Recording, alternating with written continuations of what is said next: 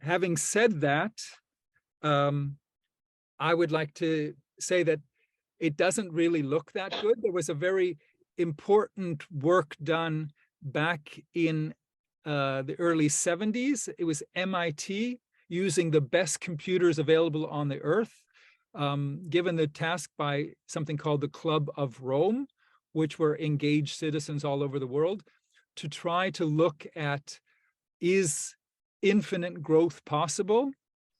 Which came out with a book called The Limits to Growth in 1972, saying, no, this is a finite planet. It is not possible to continue to grow and grow and grow.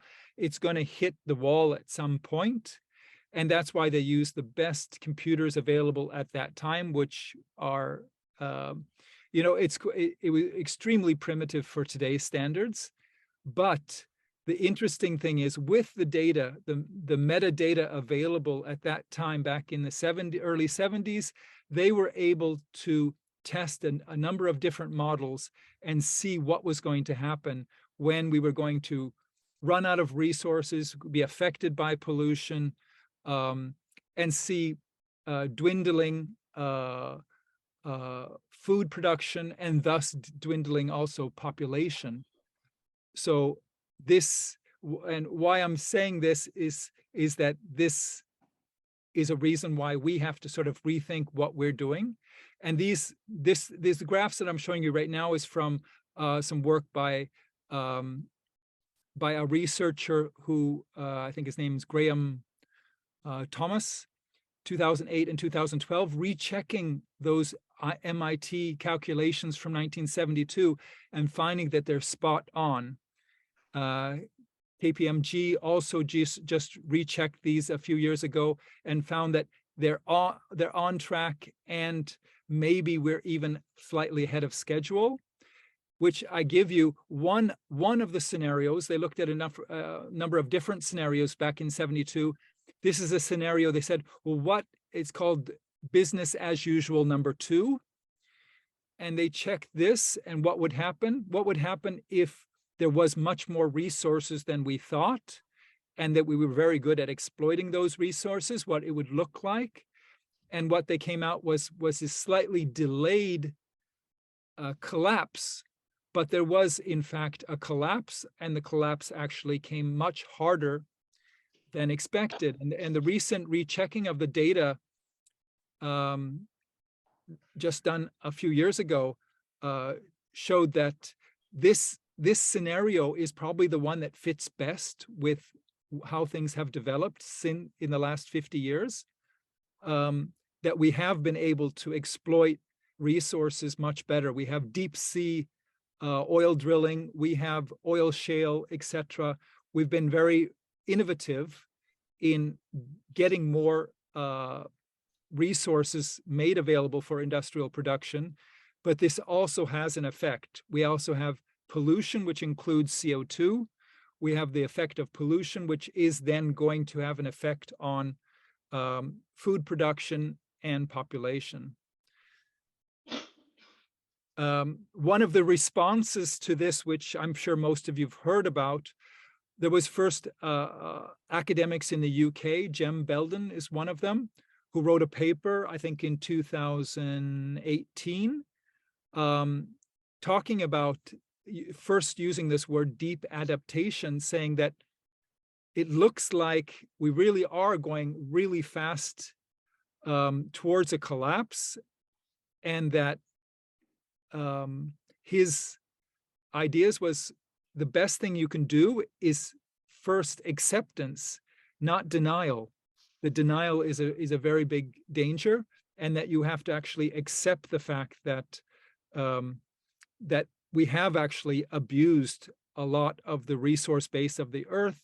We have made a situation which is making it very difficult, and that our climate is now unstable, and there's a 30-year delay. So the pollution we made 30 years ago is causing these heat waves and floods we're seeing today. So we can expect that things are not getting better, but will get worse, and that we need to do something about it. And he gave different choices. Yes, you can just kiss your loved ones and try to live a good life.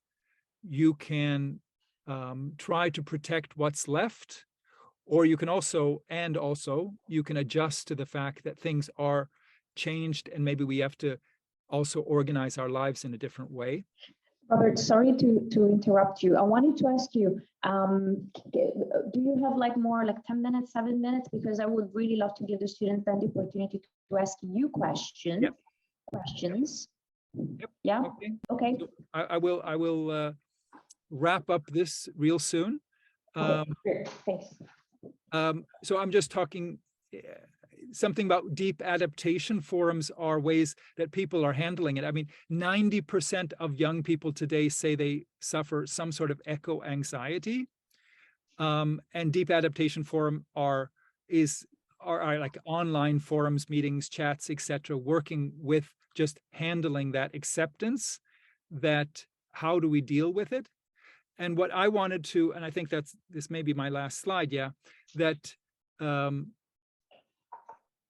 that what's important is looking forward. Ecovillages used to be hiding from the mainstream society back in the 60s and 70s. In the 90s and the not-nots, we saw ecovillages being built on the edge of society, on the edge of cities, wanting to interface with cities. And what I've been telling you before about wanting to try to influence the direction of the greater society. I think that in some ways, ecovillages in the future will actually be going back to distancing themselves a little bit more from mainstream society, as we need to find resilience. We need to find ways of making sure that basic needs can be met, which means, ensuring that you have water, food, shelter, etc. And this is something that ecovillages will do. And of course, it's difficult to do in an urban environment. What also is important is, because I know your course is about reimagining capitalism. I think the problem is not humans. The problem is not humans. So I'm very much, humans have lived in harmony with nature for hundreds of thousands of years. But in the last 10,000 years, we have got some cultural traits very mixed into our culture that allow us to exploit nature and other human beings and other living things in a way that is really not regenerative. And that's what we're talking about, building regenerative societies. So that's why ecovillages try to create little oases of this regeneration where we are able to reconnect with the soil on location. I don't think ecovillages need to be scaled up to cities. I don't think it's possible. That's not the idea.